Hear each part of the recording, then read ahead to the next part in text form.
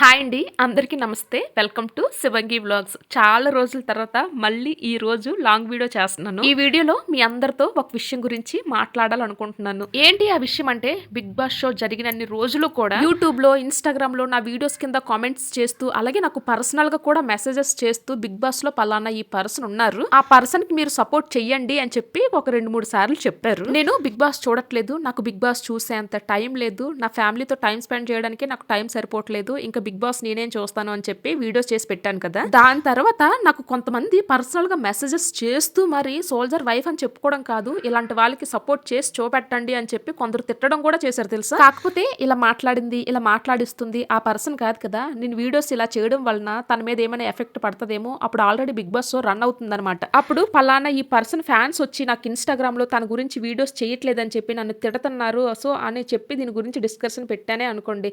So కొద్దిగా అయినా సరే నెగిటివిటీ వస్తుంది కదా. తన ప్రమేయం లేకుండా తన ఫ్యాన్స్ చేసిన పనికి వాళ్ళు ఎందుకు సఫర్ అవ్వాలి అని చెప్పి నేను ఆ రోజు ఈ టాపిక్ గురించి మాట్లాడలేదు. మీరు ఏ పర్సన్ గురించి అయితే నన్ను వీడియోస్ చేయమని చెప్పి తిట్టారో ఆ పర్సన్ ప్రెజెంట్ అయితే విన్ అయ్యారు, ప్రైజ్ మనీ వచ్చింది, ట్రోఫీ వచ్చింది, అంతా హ్యాపీ, అందరం కూడా హ్యాపీ. ఆ రోజు ఆ పర్సన్ కి సపోర్ట్ చేయట్లేదు అని చెప్పి నన్ను తిట్టారు కదా, వాళ్ళందరినీ నేను ఈ రోజు అడుగుతున్నాను. ఆ రోజు అడిగిన మీరు ఈ రోజు నన్ను ఎందుకు అడగట్లేదు? జ్యోతి ఎర్రాజీ గురించి ఒక వీడియో చేసి పోస్ట్ చేయండి అక్క అని చెప్పి అడగట్లేదేమి? ఇంతకీ ఆ జ్యోతి ఎర్రాజీ ఎవరు అని చెప్పి అడుగుతారా? సిగ్గుపడండి, సిగ్గులేదు మీకు? ఏసియన్ అథ్లెటిక్ ఛాంపియన్షిప్ లో తను మన భారతదేశం తరపు నుంచి పార్టిసిపేట్ చేసింది, దట్టు తను మన ఆంధ్ర అమ్మాయి, అందులో కూడా మన వైజాగ్ అమ్మాయి. ఈ అమ్మాయి ఏసియన్ ఛాంపియన్షిప్ లో పార్టిసిపేట్ చేసి మన శత్రు దేశాలు కూడా అక్కడున్న వాళ్ళందరినీ అధిగమించి 100 మీటర్స్ హడిల్స్ గేమ్ లో 12.96 సెకండ్స్ అనుకుంటా ఇందులోనే తన గమ్యాన్ని రీచ్ అయ్యి మన దేశానికి స్వర్ణ పథకం అంటే గోల్డ్ మెడల్ తీసుకొచ్చింది. సో మన దేశానికి ఇంత గర్వకారణంగా నిలిచిన ఈ అమ్మాయి గురించి మనం మాట్లాడుకోవాల్సిన అవసరం లేదు కదా.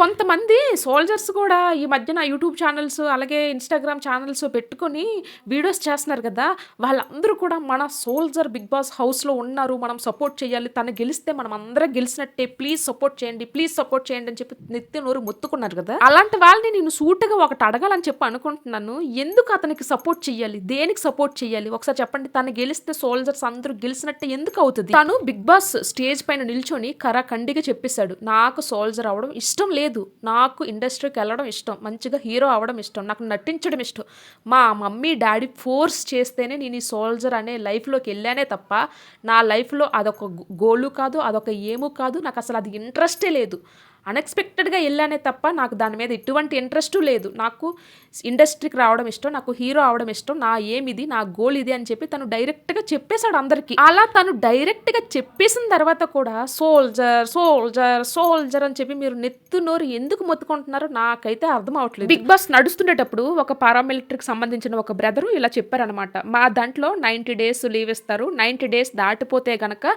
జాబ్లో నుంచి తీసేస్తారు, ఇది మాకున్న రూల్ అని చెప్పి తను ఏదో ఒక మెసేజ్ చెప్పారు. ఇంకా తను బిగ్ బాస్ షోలో చాలా మందికి సెల్యూట్ చేస్తున్నారు, అలాగే సెల్యూట్ చేయకూడదు, ఓన్లీ నేషనల్ ఫ్లాగ్ కి లేకపోతే మా పై ఆఫీసర్స్ కి తప్ప ఇంకెవరికి సెల్యూట్ చేయకూడదు, సెల్యూట్ కి చాలా రెస్పెక్ట్ ఉంటుంది అని చెప్పి కొన్ని విషయాలు చెప్పారు. ఇంకంతే, వాళ్ళ ఫ్యాన్స్ కావచ్చు, ఫ్రెండ్స్ కావచ్చు, ఈ పర్సన్ ని నోటికొచ్చినట్టు తిట్టారు. ఆ రోజు ఈ పర్సన్ ని తిట్టిన ఫ్రెండ్స్ కావచ్చు లేకపోతే ఫ్యాన్స్ కావచ్చు, వాళ్ళందరినీ సూటుగా ఒక మాట అడుగుతున్నాను. ఏంటంటే ఈ రోజు ఆ పర్సన్ నాకు ఆ జాబ్ వద్దు, నాకు ఇదే ముద్దు అని చెప్పి రిజైన్ చేసేస్తాను అంటున్నారు. ఇప్పుడు మీరు చెప్పండి మీ ఒపీనియన్ ఏంటో. ఇప్పుడు ఎవరైతే బిగ్ బాస్ విన్నర్ ఉన్నారో ఆ పర్సన్ అయితే క్యారెక్టర్ పరంగా చాలా మంచి అబ్బాయి, అలాగే తన ఏజ్ చాలా చిన్నది, ఆ ఏజ్ లో అంత మెచ్యూరిటీ చాలా మంచిది. తను మాట్లాడే తీరు కావచ్చు, తను ఎక్స్ప్లెయిన్ చేసిన విధానం కావచ్చు, తన లేడీస్ కి ఇచ్చే రెస్పెక్ట్ కావచ్చు, ఆ హౌస్ లో తన మేనేజ్మెంట్ కావచ్చు, ప్రతి ఒక్కటి కూడా మంచిదే. ఆ అబ్బాయి క్యారెక్టర్ పరంగా చాలా గుడ్. కాకపోతే నేను ఇప్పుడు మాట్లాడుతుంది సోల్జర్ కి ఆ పర్సన్ కి ఉన్న సంబంధం గురించి. ఇంకా దౌర్భాగ్యం, దారుణము ఏంటంటే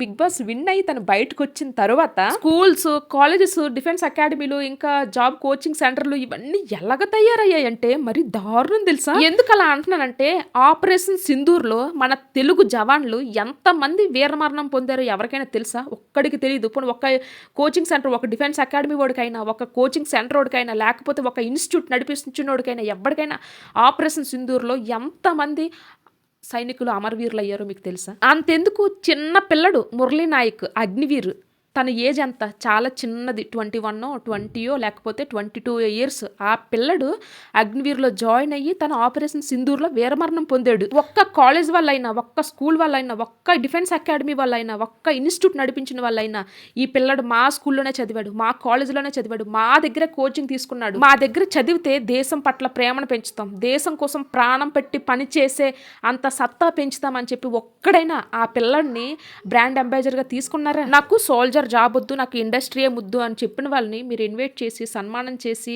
పిల్లలందరి ముందు తనతో స్పీచ్ ఇప్పిస్తున్నారు కదా. దేనికోసం? దేని గురించి స్పీచ్ ఇప్పిస్తున్నారు? దేని గురించి మోటివేట్ చేయిస్తున్నారు? ఆ పిల్లలు మీ కోచింగ్ సెంటర్లకు వచ్చింది యూనిఫామ్ జాబ్ సాధిద్దామని, లేకపోతే ఏదైనా గవర్నమెంట్ జాబ్ లో సెటిల్ అవుదామని చెప్పి, వాళ్ళ భవిష్యత్తుని నిలబెట్టుకుందామని చెప్పి. అలాంటి వాళ్ళని మీరు మోటివేట్ చెయ్యాలి. పలానా ఈడున్నాడ్రా, ఇంతలా చదివాడ్రా, ఇలాగ జాబ్కి వెళ్ళాడ్రా, అక్కడ ప్రాణం పెట్టి పని చేశాడ్రా, మొన్న ఆపరేషన్ సింధూర్లో ప్రాణత్యాగం చేశాడ్రా, అలాంటి హీరోలు నా ఇన్స్టిట్యూట్ లో రెడీ అవుతున్నారని చెప్పి మీరు గర్వంగా చెప్పాలి. అలాంటి హీరోస్ ని, అలాంటి సోల్జర్స్ ని మీ ఇన్స్టిట్యూట్ కి కావచ్చు, మీ డిఫెన్స్ అకాడమీలకు కావచ్చు, మీ కోచింగ్ సెంటర్లకు కావచ్చు, లేకపోతే మీ కాలేజెస్ కే కావచ్చు, అలాంటి వాళ్ళని బ్రాండ్ అంబాసిడర్ గా పెట్టుకోండి. ఇంకా చాలా దారుణమైన విషయం ఏంటంటే, కొన్ని కోచింగ్ సెంటర్స్ లో బిగ్ బాస్ జరుగుతున్న అన్ని రోజులు కూడా గుండ్రంగా ఫాలోయింగ్ చేయించి అందరిని పిలిచి వాళ్ళ మధ్యలో బ్యానర్ చూపించి ఈ పర్సన్ కి ఓట్ వేయండి, ఈ పర్సన్ గురించి కామెంట్స్ పెట్టండి, ఈ పర్సన్ కి లైక్స్ చేయండి అని చెప్పి చాలా దారుణంగా బిహేవ్ చేశారు తెలుసా. ఓన్లీ బిగ్ బాస్ అనేది ఎంటర్టైన్మెంట్ షో, అంతేగాని దాన్ని పెద్ద సీరియస్గా తీసుకోవాల్సిన అవసరం లేదు. దానివల్ల మన ఇండియాకి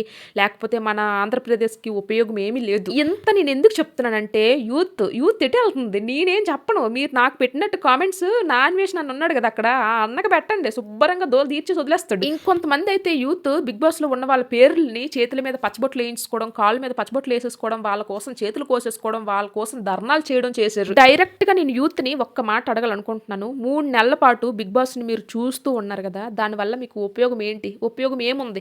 మీకు రూపాయి అయినా లాభం వచ్చిందా, లేకపోతే మీ టైం వేస్ట్ అయ్యిందా? 3 నెలలు బిగ్ బాస్ని చూస్తూ పిచ్చకపోయారు కదా, దానివల్ల మీరు ఏం నేర్చుకున్నారు? అది మీకు ఏ విధంగా ఉపయోగపడిందో నాకు కింద కామెంట్ చేసి చెప్పండి. ఇంకొకటి బాధాకరమైన విషయం ఏంటంటే, బిగ్ బాస్ రన్ అవుతున్న రోజులన్నీ కూడా అందులో పార్టిసిపేట్ చేసిన కంటెస్టెంట్స్ ఉంటారు కదా, వాళ్ళ ఇంటికి వెళ్ళి వాళ్ళ పేరెంట్స్ దగ్గరికి వెళ్ళి మీ పిల్లలకి మేము ఉన్నాం, సపోజ్ అమ్మాయి అయితే మీ అమ్మాయికి మేము ఉన్నాం, మీ అమ్మాయికి ఓట్స్ వేసి గెలిపిస్తాం, లేకపోతే అబ్బాయి అయితే మీ అబ్బాయికి మేము ఉన్నాం, మీ అబ్బాయి వెనక్కి మేము ఉన్నాం, మీ అబ్బాయికి ఓట్స్ వేసి గెలిపిస్తాం, మీరు ధైర్యంగా ఉండండి, ఇలా ఉండండి, అలా ఉండండి చెప్పి వాళ్ళకి ధైర్యం చెప్పారు కదా. అది చాలా మంచి విషయం. ఆ విషయంలో నేను ఎవ్వరిని తప్పు పట్టట్లేదు. కాకపోతే ఆపరేషన్ సింధూర్లో అమరవీరుడు అయ్యాడు కదా అగ్నివీర్ పిల్లాడు మురళీ నాయక్ అని, మన తెలుగబ్బాయే వాళ్ళ అమ్మ నాన్నలకి ఒక్క సంతానం, ఒక్క పిల్లడిని ఆర్మీలోకి పంపించారు. ఆర్మీకి వచ్చిన తర్వాత రీసెంట్ గా ఆపరేషన్ సింధూర్లో తన అమరవీరుడు అయ్యాడు. యూత్ ఎవరైనా వాళ్ళ అమ్మ నాన్నల దగ్గరికి వెళ్ళి, అమ్మ నీ కొడుకు ఇలా మన దేశం కోసం ప్రాణత్యాగం చేశాడు, నీ ఒక్క కొడుకుని దేశ సేవకే పంపించావు, అక్కడ తన అమరవీరుడు అయ్యాడు, నీకు మేము ఉన్నామమ్మా, మీకు ఏ ప్రాబ్లం వచ్చినా ఒక కొడుకు స్థానంలో మేము ఉంటాం, ఆ ప్రాబ్లంని మేము సాల్వ్ చేస్తాం, మేము మిమ్మల్ని చూసుకుంటాం, మేము మీకు అండగా ఉంటామని చెప్పి ఒక్కరైనా సరే ఆ తల్లిదండ్రులకి హామీ ఇచ్చారా? మీరేదో వాళ్ళని చూసేయాలి, వాళ్ళకి ఏదో పెట్టేయాలని చెప్పి నా ఉద్దేశం కాదు. వాళ్ళకన్నా ఒక్క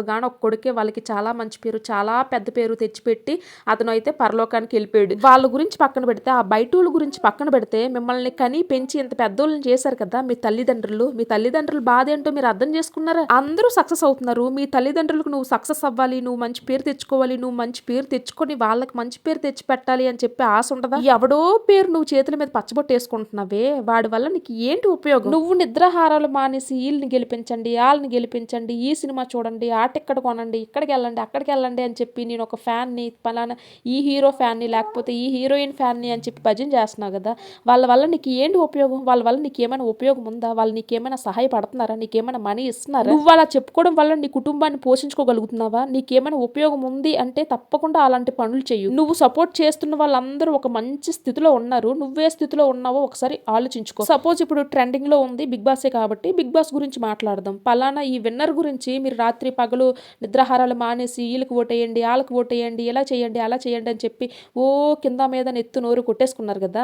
ఇప్పుడు తను గెలిచాడు, తనకి ఇంత ప్రైజ్ మనీ వచ్చింది, నేను నీ గురించి ఇంత కష్టపడ్డాను, నీ గురించి నేను ఎంత చేశాను, నాకు అందులో నుంచి ఒక 5 లక్షలైనా 2 లక్షలైనా నాకు ఇవ్వు అంటే ఇస్తాడా అబ్బాయి? కనీసం 2 లక్షలు 3 లక్షలు వద్దు, కనీసం 1 లక్ష అడిగినా సరే ఇస్తాడా నీకు? పక్కకి పోరా పిచ్చోడా అని చెప్పి పక్కకు దోసేస్తారు. నేను ఒకరిని సపోర్ట్ చేయడం నేను తప్పు అని చెప్పి అనట్లేదు, కాకపోతే అది ఎంతవరకు ఉండాలో అంతవరకే ఉండాలి, దానికి ఒక లిమిట్ ఉంటుందని చెప్పి నేను అంటున్నాను. ఆ లిమిట్ క్రాస్ చేయకూడదని చెప్పి నేను అంటున్నాను. యూత్ ఫస్ట్ మీ లైఫ్ మీద మీరు ఫోకస్ చేయండి, కాన్సన్ట్రేషన్ చేసి మంచి జాబ్ సాధించండి. ఫస్ట్ మీరు సక్సెస్ అయిన తర్వాత ఎలాంటి పని చేసినా మిమ్మల్ని ఎవ్వరు చేయమనరు, మీకు వచ్చిన నష్టం ఏమీ ఉండదు. ఫర్ ఎగ్జాంపుల్ ఒక బ్యాంక్ ఎంప్లాయో, టీచరో, లేకపోతే ఒక సోల్జరో, ఒక డాక్టరో ఎవరైనా సక్సెస్ అయిన తర్వాత ఇలాంటి ఎంటర్టైన్మెంట్ షోస్ చూశారు అంటే ఒక అర్థం ఉంటుంది. ఎందుకంటే వాళ్ళు చేసుకోవాల్సిన టైంలో పని చేసుకుంటున్నారు, మంచిగా డబ్బులు సంపాదించుకుంటున్నారు, ఎంజాయ్ చేసిన టైంలో ఎంజాయ్ చేస్తున్నారు. వాళ్ళు సక్సెస్ అయిపోయారు ఆల్రెడీ. వాళ్ళు ఎలాంటి పనులు చేసుకున్నా మనకు అనవసరం. కాకపోతే మనం ఇంకా సక్సెస్ అవ్వలేదు కదా, మన ఫోకస్ ఏంటి, మన కాన్సన్ట్రేషన్ ఏంటి, మనం సక్సెస్ అవ్వాలి ఫస్ట్. తరువాత ఇలాంటి అదర్ అవగేషన్స్ అన్ని పెట్టుకోవాలి. యూత్